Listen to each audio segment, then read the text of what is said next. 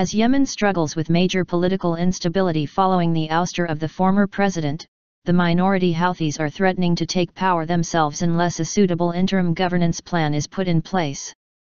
Yemen's feuding main political parties have sharp differences over the concept and the makeup of a presidential council, according to Muhammad al Basha, a spokesman for Yemen's embassy in Washington. There is the problem with the number of representatives in the council and how long the council will stay in power and what are the priorities for the council. Basha said. United Nations envoy to Yemen Jamal Benomar is encountering stiff opposition in his effort to establish a council to administer the country during a transitional period.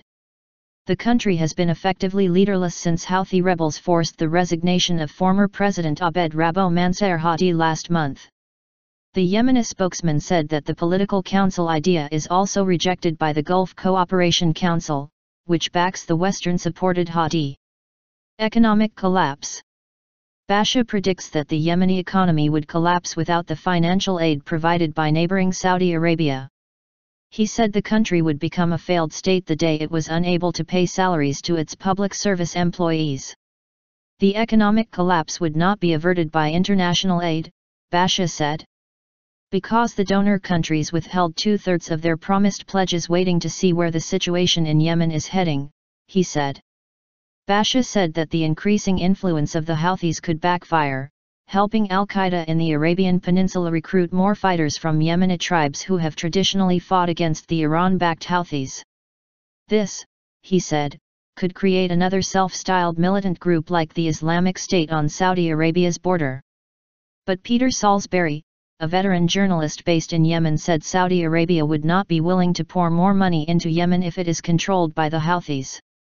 Saudi position is, let it happen, we can pay the price of a collapsing Yemeni economy because the Houthis will pay the political price of that collapse, Salisbury said. But Charles Schmitz, a professor of geography at Towson University, said that Iran has provided the finances needed for the Houthis to gain control. Schmitz and some other regional experts say that the conflict in Yemen is not a sectarian clash between Shiites and Sunnis. Instead, they describe it as a political crisis stemming from the failure of the transitional government and mistrust among different Yemeni coalitions. The Houthis' most significant mistake has been the failure to properly govern the northern region they control, Schmitz said.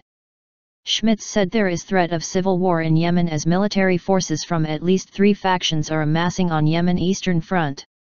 The fighters includes Houthis and fighters from the conservative Islamist forces loyal to military general Ali Mohsen al-Ahmar of the Islah Party backed by the Saudis. Joining too in the fight are tribal forces that populate the east. If that comes to a war, we are looking at a big civil war, and the key is that oil is out there. If it is a military one, the Houthis will win the initial battle, but they will lose the war and there will be a lot of blood for Yemen, Schmitz said.